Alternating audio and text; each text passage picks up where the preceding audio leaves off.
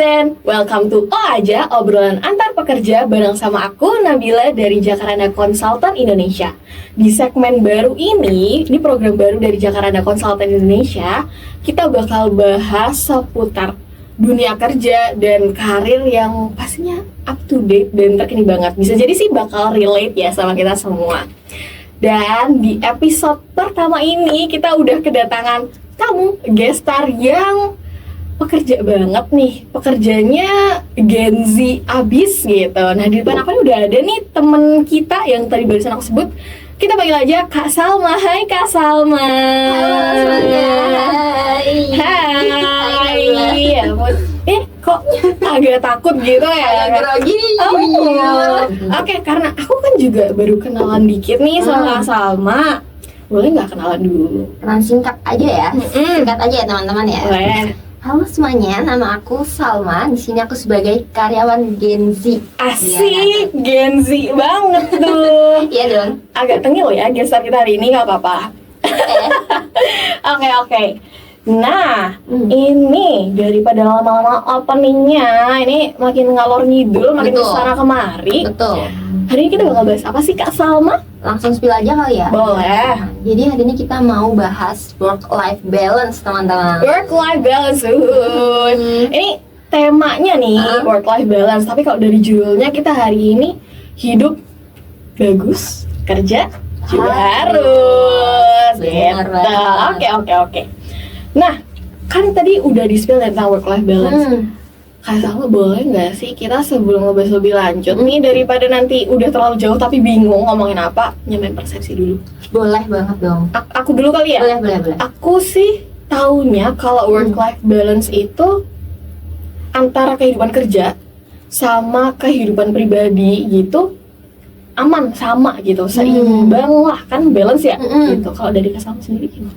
Itu benar teman-teman. Jadi mungkin oke. aku bahas sedikit formalnya ya teman-teman, karena yang aku baca ini dari beberapa jurnal. Jadi ini aku simpulin aja kalau work-life balance itu kemampuan individu dalam fokuskan dirinya di setiap peran dalam kehidupannya, termasuk di kerjaan dan juga kehidupan pribadinya. Tapi kalau secara singkat sama benar yang dibilang Nabila tadi tentang kerja sama hidup tuh seimbang kayak Oke. gitu. Aku pengen tahu lebih lanjut. Kepo tadi sempat ngomong tentang peran, terus tadi kayak kamu sebagai pekerja, sebagai pribadi, mungkin bisa dijelasin lebih lanjut sama aku? Boleh. Jadi peran yang aku maksud sebelumnya itu, misal gini nih contohnya, aku itu punya peran sebagai Salma sebagai karyawan. Oke. Ada juga Salma sebagai anak dalam keluarga nih. Oke. Bisa juga aku berperan sebagai Salma sebagai temannya Nabila atau temannya teman-temanku. Oke, Atau banyak juga- ya. Atau juga Salma sebagai seorang pacar. Ya kan? oke. Itu banyak nih peran-peran yang dalam hidup. Nah, work-life balance ini ketika aku bisa menjalankan semua peranku secara optimal gitu. Nah, Oke, berarti tiap orang bisa punya peran yang berbeda dan porsi yang berbeda gitu nggak sih? pasti Maksudnya? sih. Pasti aku sama kamu juga pasti perannya pasti berbedanya sih. Oke. Bentar, aku mau mencoba meluruskan dulu. Boleh. Berarti, misalnya tadi kayak yang kamu bilang ya, Salma sebagai anak. Misalnya kamu di rumah punya kepentingan sesuatu atau pengen main atau pengen lagi keluar sama keluarga. Ya. Terus Salma sebagai pekerja yang mungkin lagi ngerjain kerjaan, ada deadline segala macam. Maksudnya peran berbeda tuh yang kayak gitu. Betul. Oke. Dan kalau itu nggak seimbang, itu kayak bakal kacau gitu kan maksudnya? Iya dong, pasti ada apa namanya sebab akibatnya. Oke. Itu agak ngeri sih. Soalnya si work-life balance ini kayaknya aku notice dia itu bahasanya tuh sebenarnya simple, tapi dalam dan meaningful. Tuh. Aku sih ngerasanya gitu ya, soalnya gini, aku nangkepnya work-life balance ini, walaupun tadi kamu ngomong peran itu banyak, tapi basically dia dua arah. Jadi kayak dari kita sendiri sama dari orang lain. Orang lainnya bisa banyak tadi tuh ya, kayak misalnya kamu sebagai keluarga. nanti kayak urusannya sama keluarga, urusannya sama teman, sama pacar, kayak gitu kan maksudnya work-life balance. Worknya sebagai kamu sebagai pekerja, life-mu bisa banyak itu tadi gitu ya. Betul. Oke. Tapi kalau misalnya dari kamu sendiri, tahu nggak sih kayak kalau misalnya nih kurang seimbang, dampaknya apa gitu? Kalau dari yang aku baca-baca sih pasti ada dampaknya kalau misal nggak seimbang nih. Yang pertama yang mostly dirasakan oleh orang itu stres. Oke. Stres. Terus habis itu biasanya otomatis mereka performa kerjanya juga turun. Wow, oke. Mungkin bisa dijelaskan lebih lanjut, dielaborasi dulu Kak gitu. Boleh. Kalau performa kerjanya turun dulu nih, biasanya mostly orang kalau kurang seimbang nih teman-teman, dia cenderung apa ya, jam tidurnya jadi berantakan. Itu possible. Kalau performa kerjanya turun? Belum. Jadi kalau nggak seimbang, kalau nggak seimbang, itu performa kerjanya turun. Oke. Nah, sebelum performa kerjanya turun nih, biasanya kan kalau nggak seimbang, jadi susah tidur nih, tidurnya jadi berantakan. Oke. Nah, otomatis bangun tidur nggak fresh, pikiran nggak fresh, masuk kerja juga kayak kerja performanya jadi turun nih, dikit-dikit kayak guys ngopi nggak sih, gitu kan? Itu agak menurut saya ya, maaf siapapun ya teman-teman ya. Oke. Jadi kan jam tidur berantakan, performa kerjanya bisa jadi turun, jadi itu mempengaruhi efektivitas si karyawan itu. Oke. Itu tadi yang performa kerja baru satu kan, itu kayak agak panjang gitu. Agak panjang nih teman-teman. Panjang ya, oke. Panjang. Oke, yang stres ya. Yang stres. Ini menarik nih karena aku punya pernah baca di suatu referensi. Dia itu tubuh kita itu kan pintar ya, Nap ya. Oke. Nah, tubuh kita pintar, tubuh kita bisa membaca ketika ada bahaya atau yang merasa itu sebuah ancaman. Tubuh kita itu biasanya langsung merespon kayak fight or flight gitu. Oke. Nah, dan otomatis tubuh kita tuh bisa ngeluarin hormon-hormon stres, hormon kortisol yang berlebihan gitu. Jadi kan jadi stres nih, nggak seimbang kan karena work dan life-nya nggak seimbang. Nggak balance itu tadi. Oke. Wah, ini aku agak roaming ya. Ini tadi menurut aku sangat fisiologi gitu ya, ada kortisol, ada hormon. Oke. Tapi tadi aku sempat keingat sesuatu yang tadi kamu mention tentang fight or flight. Ya, itu aku tuh kayaknya sempat ingat kok. Kita pernah bahas waktu kuliah dulu. Cuma kayaknya aku perlu di-refresh lagi Kak gitu. Siapa tahu juga Jetizen ada yang belum tahu apa itu fight or flight, mungkin bisa dijelasin Kak Salma. But for your information gitu ya. Boleh. Fight or flight itu adalah respon alami tubuh. Kalau fight itu sendiri fight or flight itu respon alami tubuh ketika sedang menghadapi sebuah ancaman atau tantangan gitu. Tantangan berarti dia nggak selalu ancaman, tantangan aja juga bisa mengaktifkan fight or flight. Ancaman atau tantangan. Setelah itu tadi sama mana ya? Sorry. Fight itu menyerang atau dalam artian ketika dihadapkan dengan ancaman ini, apakah dia akan menyerang atau fight itu apa sih, menyerang kan ya bahasa Indonesianya ya. Terus kalau flight sendiri dia lari atau kabur dari masalah itu, dari ancaman itu. Oke. Jadi basically yang satu tuh benar-benar kayak siap siaga, yang satu kayak yang kalau dulu ya kayak gitu. Menghindari atau kabur. Oke. Itu berarti yang kamu omongin barusan ini kayak versi lebih ilmiah dari bahasan tadi aku ngomong sama sama gitu kan ya. Oke. Itu berarti yang aku omongin juga saintifik dong berarti ya. Tadi yang mana tuh? Yang tadi Salma S pekerja sama itu contoh in real life-nya. Oh ya, berarti memang teorinya ada gitu ya, saintifiknya ada. Oke. Nah, anyway, balik lagi ke bahasan tadi yang tentang dampak kalau enggak work life balance itu. Aku pernah taunya ini sih. Apa tuh? Kalau kamu tadi sebutnya stres sama performa kerja tuh turun. Nah, aku taunya itu kehidupan pribadinya tuh kayak jadi agak bermasalah. Ini dalam konteksnya tuh hubungan antar interpersonal gitu ya, antar orang gitu, sama gampang capek. Iya kan? Kayak menurut aku itu juga make sense ya. Karena aku tuh pernah baca sama pernah mengalami, pasti ada lah ya kecil-kecil gitu. Misal nih gini, kalau kita too much work, kita tuh bakal capek. Betul. Dan kalau misalnya kita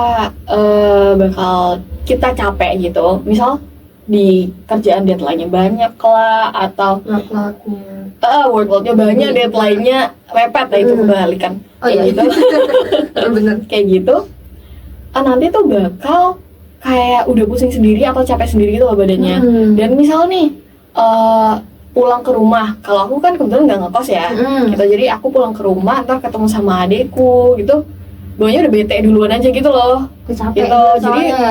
Jadi kayak hubungan interpersonalnya kayak ngobrol sama adekku juga kayak yang seadanya. Kadang kalau capek banget sama kayak yang antara nggak ngomong atau malah jutek, itu kan kayak yang aduh nggak banget sih sejujurnya. Tapi kayak ya aku menyadari bahwa di work dan life ini memang harus balance gitu. Gitu. Tapi somehow aku juga relate sih, Nat. Aku punya pengalaman serupa. Oh ya, oke. Baik, ceritakan. Boleh cerita dikit gak? Boleh dong. Waktu itu tuh ada beberapa workload yang aku rasa agak kewalahan nih. Terus tanpa aku sadari selama di kantor, ternyata raut wajah aku tuh berubah gitu loh, Nat. Kayak yang apa jutek-jutek. Menurut teman-teman aku ya, teman-teman kantor aku tuh kayak aku tuh yang diam terus langsung yang jutek gitu loh. Bahkan temen aku kayak yang deketin terus kayak sama Rio, gitu loh. Aku tuh yang kayak semelas itu. Iya, aku tuh fine guys, aku nggak kenapa-napa. Tapi mungkin yang tanpa aku sadari ya, stress workload ini aku jadi kayak fokus kerja gitu. Jadi orang-orang teman-teman sekitar aku, teman-teman kantor ya, sungkan buat bercandaan sama aku sampai ditanya kayak Rio, gitu loh. Itu sih menurut aku titik yang mungkin bisa bilang kunci ya, sungkannya tuh ada gitu loh jadinya. Benar. Wajar sih, karena itu kan ke ekspresi wajah, juga ke omongan ya, ekspresi suara. Jadi kayak yang ya itu memang akan sangat berpengaruh ke kita dan orang lain. Makanya tadi work life balance itu hubungannya dua arah ya, gitu. Oke. Ya penting ya. Oke, dan si work life balance ini tuh kan bermanfaat banget ya. Manfaatnya nggak main-main dong. Benar. Maksudnya tuh ngomong ini maksudnya tuh gini, kan tadi kayak dampak jeleknya tuh ada, tapi manfaatnya itu juga pasti ada sih. Ya nggak sih? Kalau dari aku sih ngerasanya manfaatnya tuh pasti juga dua arah, nggak sih? Iya. Kayak dari kehidupan pribadi, terus juga ke karirnya, maksudnya kayak pekerjaan gitu. Kalau dari kamu mungkin tahu nggak, pernah ngebaca sesuatu tentang itu? Kalau manfaat dari work life balance ya, kalau yang aku tahu itu yang pertama tentang kerjanya dulu nih. Jadi kebalikan yang tadi, kalau misalnya nggak seimbang nih, performa kerjanya jadi bagus. Performa kerjanya jadi kebalikan yang kekurangan keseimbangan. Itu apa yang kebalikannya tadi? Performanya jadi bagus. Agak roaming ya. Iya. Oke. Intinya manfaatnya ini performa kerjanya meningkat karena balance nih, dia bisa mengatur manajemen waktu dan prioritas segala macam, jadi bisa bagus kerjanya. Terus yang kedua, jadi lebih bahagia dong harusnya. Oke. Karena lebih stressless gitu. Stressless. Iya kan, stressless banget loh itu termsnya. Lucu. Boleh. Aduh, itu berarti harusnya juga ada manfaatnya nggak sih kalau buat perusahaan? Maksudnya kalau karyawannya dia bisa menjaga kebalansan si pekerjaan dan kehidupan, harusnya ada dong.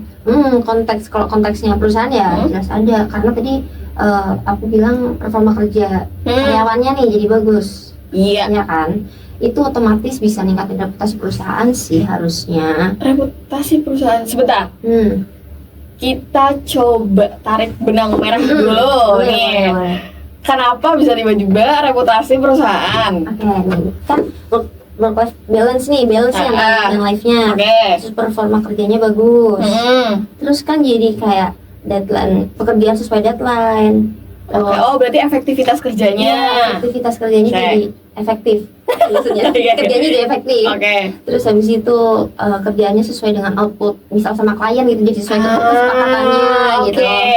Terus otomatis si perusahaan ini punya reputasi yang bagus dong di mata klien, di mata mungkin lingkungan sekitar gitu. Berarti maksudnya kalau aku boleh mencoba mengkonfirmasi dan mengelaborasi lagi, boleh. Berarti tadi itu reputasi yang kamu maksud itu kayak misal dari kamunya sendiri balance untuk kerjaan dan kehidupan. Jadi misal nih di kerjaan kamu bisa fokus jadinya karena kamu tadi bisa punya istirahat cukup dan segala macam, karena itu kan tadi yang penyebab juga ya untuk ini. Berarti misal kamu bisa fokus, terus kamu kerjanya efektif, tadi misalnya tepat waktu lah atau malah lebih cepat, terus bisa kalau hubungannya sama klien bisa langsung tahu kalau oh ini kerjanya bagus kok, outputnya bagus. Makanya itu akan balik lagi ke perusahaan sendiri dan itu ke kamu sendiri juga kan ya nanti. Oke. Itu agak lebih clear ya di kepala aku, karena ternyata si work-life balance ini memang bagus, tapi nggak bisa langsung lurus gitu. Karena ada maksudnya kesini ya, ada stepnya. Nah itu susah banget ngomong step gitu. Benar, saling nyambung. Oke. Aku taunya ini sih salah. Maksudnya tadi kan kamu sempat bilang tentang reputasi gitu. Aku taunya turnover rate-nya itu turun. Benar. Karena kalau berdasarkan yang kamu ceritain tadi, kita ambil contoh aja lah ya, analogi, logika, ya itulah pokoknya. Misal perusahaan ini workload-nya tuh nggak banyak, ataupun misalnya sesuai nggak banyak tuh, bukan maksudnya nggak banyak ya, tapi mungkin setara dengan yang lainnya, sesuai dengan job desk-nya gitu. Terus juga misalnya si perusahaan itu juga punya banyak benefit untuk karyawannya, mungkin perusahaannya sehat ya, tidak melakukan call di luar jam kerja, turnover rate-nya pasti akan turun karena si karyawannya pasti akan lebih bahagia lah. Kita nggak bisa menjamin bahagia banget gitu, nggak bisa lah ya, tapi kayak pasti ada perasaan lebih nyaman untuk bekerja di perusahaan tersebut, lebih loyal pasti, lebih engage juga pasti sama perusahaan. Benar-benar apalagi kalau dari lingkungan kerjaannya gitu kali ya, itu juga enak dari teman-temannya mungkin, terus selain dari kerjaannya, karena kan memang banyak juga ya faktornya. Kalau dari berkaca dari manfaatnya nih, menurut kamu itu kayak win-win solution gak sih? Banget sih, baik dari si individu ataupun perusahaan, itu win-win banget. Kayak DreamWorks gitu. Sebentar Kak, DreamWorks ini saya tahu sih studio itu kayak lawannya sebelah gitu ya. Iya kan, jadi DreamWorks ya. DreamWorks gitu. Aduh, balik lagi Kak. Ini gampang-gampang susah, tapi untuk mengusahakan si work-life balance ini. Iya benar. Tricky. Apalagi di era sekarang, di era dimana kenapa tuh? Teknologi semakin canggih di sini sekarang ini. Jadi kayak misal nih, contoh simpelnya tuh kayak teknologi semakin canggih, kerjaan, jadi kemungkinan kita kerja untuk dimanapun dan kapanpun. Jadi kayak aku yang bilang tadi, kayak malam-malam ditelepon kerjaan. Jadi tuh batas antara kehidupan pribadi sama kerjaan tuh jadi kabur gitu loh, jadi nggak ada batasnya. Jadi kayak susah kan untuk menetapkan itu kalau nggak tegas dengan hal itu. Batasan yang mengabur berarti kita ini maksudnya ke boundaries ya. Kalau kita mungkin sekarang lebih sering dengarnya boundaries itu ya, kita harus punya boundaries teman-teman gitu. Oke, sama aku sempat ngeh sih tadi yang kita balik lagi ke obrolan kalau di telepon 24/7 itu kayak aduh, itu nightmare banget. It's a no. Tiba-tiba banget ya. Next. Oke, next. Oke, itu kalau aku sih juga sempat ngebaca itu. Kenapa aku sempat ngomongin ini? Kenapa aku sekarang ngomongin ini? Karena kamu nggak sih, kamu main sosmed gak? Main Twitter? Sekarang X ya namanya? X. Main. Instagram, TikTok. Iya. Banyak nggak sih kadang-kadang ada yang kayak a day in my life, tapi aduh, life-nya capek banget. Atau kayak ada yang ngeluh di Manifest gak? Main. Ya kan kadang-kadang juga di Manifest ada yang kayak curhat kayak, ya ampun, aku tadi habis jamu sama tantangu jam segini. Aduh, itu berasa sih kerjaan di rumah malam-malam. Padahal bukan WFH. Sekarang kan ada ya WFH, WFA, macam-macam lah ya. Oke. Nah itu kan tadi berpengaruh ke diri sendiri dan ke orang lain itu tadi ya. Kalau dari kamu, apakah tahu apa tuh? kayak tantangan gitu loh buat kita untuk mengusahakan work life balance-nya? Yang pertama itu yang tadi aku sebutin, yang era teknologi itu. Mungkin yang kedua itu dari individu itu sendiri. Kalau Tantangannya di individu sendiri. Jadi kalau misal teknologi kan itu emang udah di luar kendali kita ya, maksudnya itu pintar-pintarnya kita mengolah, menghadapi gimana cara kita menghadapi teknologi itu. Kalau yang kedua ini menurut aku dari diri sendiri sih. Apa tuh? Jadi kita juga nggak bisa nggak menutup kemungkinan kita pasti akan selalu ada perubahan-perubahan dalam hidup. Contoh perubahannya? Misal nih,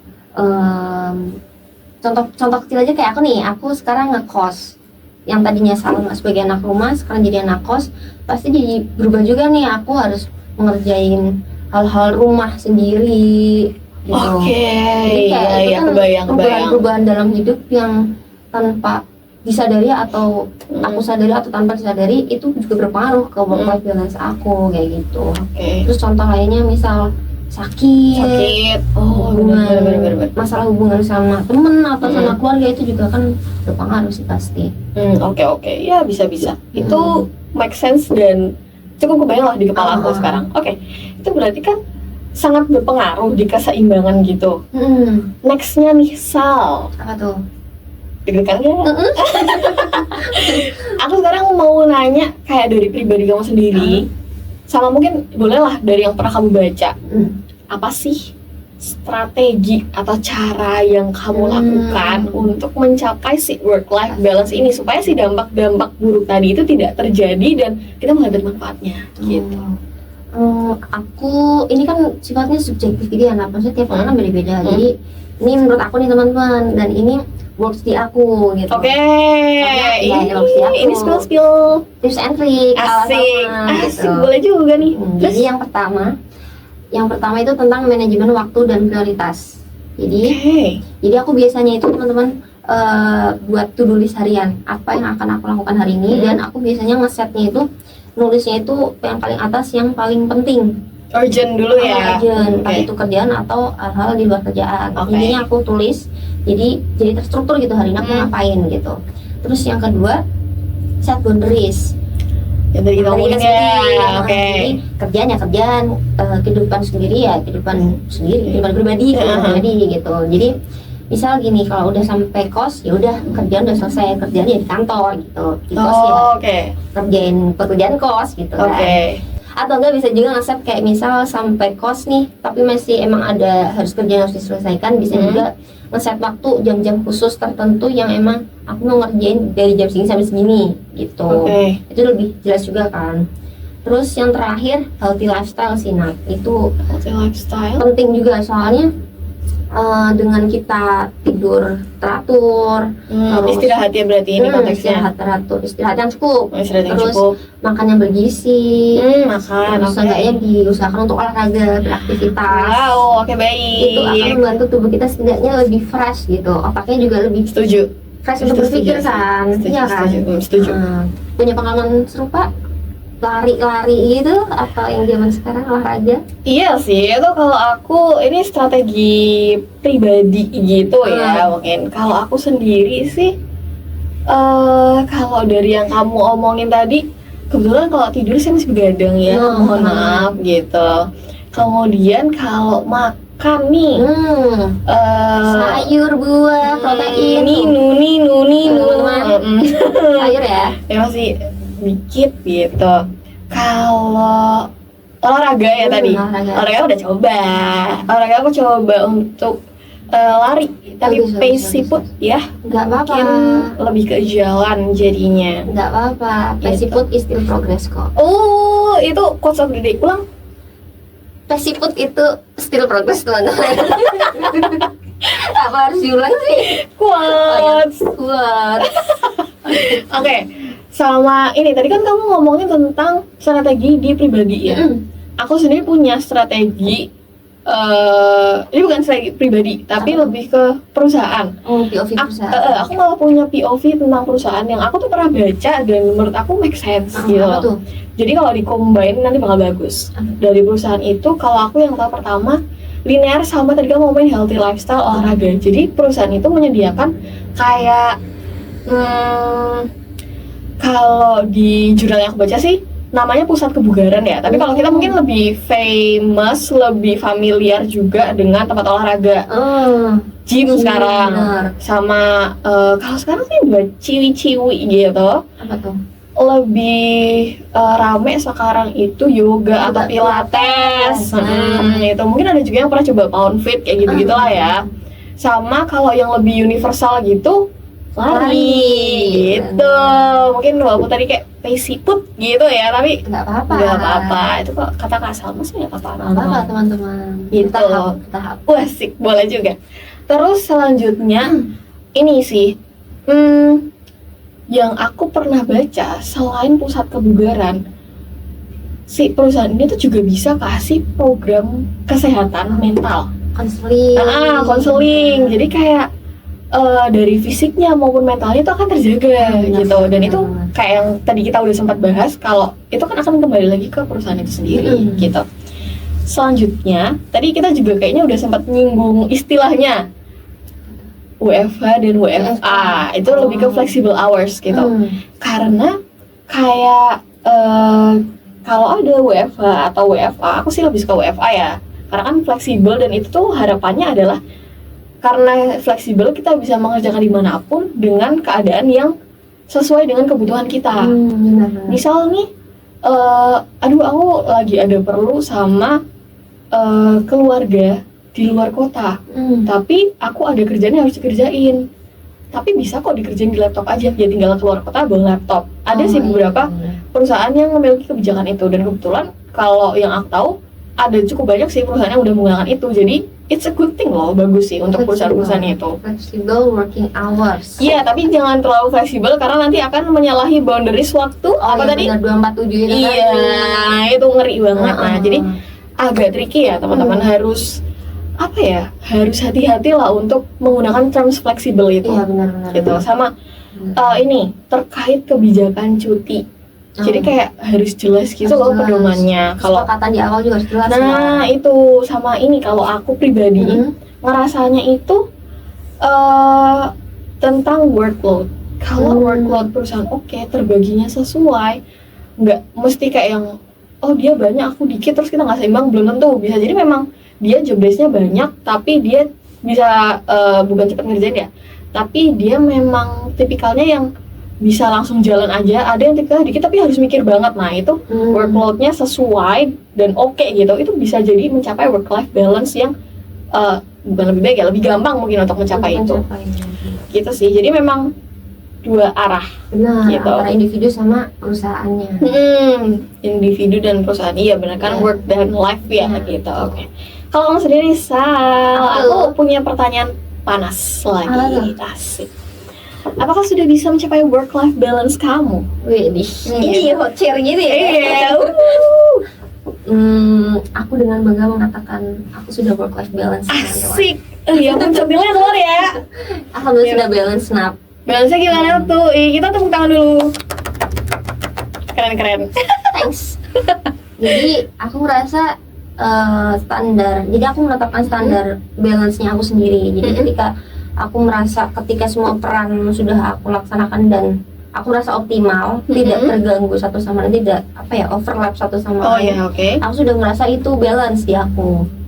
Jadi aku bisa menyelesaikan kerjaanku sebagai karyawan, aku bisa menyelesaikan kerjaanku sebagai anak kos, aku bisa menyelesaikan bisa tetap berhubungan baik dengan teman-temanku atau keluargaku dengan baik. Jadi aku merasa itu udah balance di aku. Jadi ya, aku sudah mencapai work-life balance itu, teman-teman. Aku sudah. Kamu kapan, teman-teman? Gitu. Pertanyaan panas kita dibalikin ya soal Kak Salma. Kembali saya nih. Aku dengan bangga mengatakan bahwa ikutan. Aku masih mengupayakan. Kayak tadi yang aku bilang sih. Aku sih masih berupaya dengan pulang kerja. Aku berusaha detach atau kayak melepaskan gitu ya diriku sendiri dengan pekerjaan ataupun emosi-emosi di pekerjaan. Mungkin ada yang kayak, aduh tadi deadline ketat, aku kayak masih tegang gitu. Sampai rumah kayak, ya kita harus fresh, harus happy gitu. Aku mungkin mencoba itu. Dan tadi sudah terspill dikit, aku lari jalan siput gitu sih. Keren banget sih teman-teman. Gitu. Patut dicontoh ya teman-teman. Uy. Nah, kenapa tiba-tiba banget begitu ya?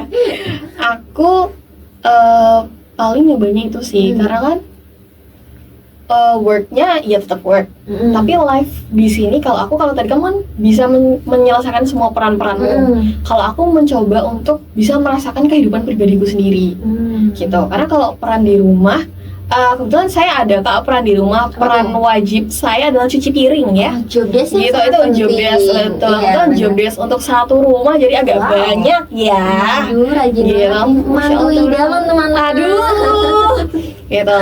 Terus paling itu tadi, karena kan untuk peran di rumah udah, untuk kehidupan pribadi sendiri itu tadi sih. Aku pengen coba olahraga, karena itu kan akhirnya kembali ke diri sendiri dan aku ngerasa happy karena tadi work life balance sendiri outputnya adalah happy kan. Nah, aku ingin mencoba ke arah situ, gitu sih. Semoga segera tercapai ya. Amin. Oke, mungkin kalau gitu doanya buat bersama kali ya. Boleh. Semoga. Ini serius banget. Semoga aku, kamu, kita berdua semuanya Jetizen, teman-teman semuanya. iya dari Jetizen, Jakarta Netizen gitu. Oh, sama perusahaan juga. Semoga kita semua bisa menerapkan work-life balance gitu. Amin. Amin. Jadi kayak semuanya bakal happy gitu kan ya. Karena tadi manfaatnya memang udah banyak banget. Oh iya, salah satunya bahagia. Salah satunya bahagia. Karena manfaatnya banyak banget gitu tadi ya. Oke.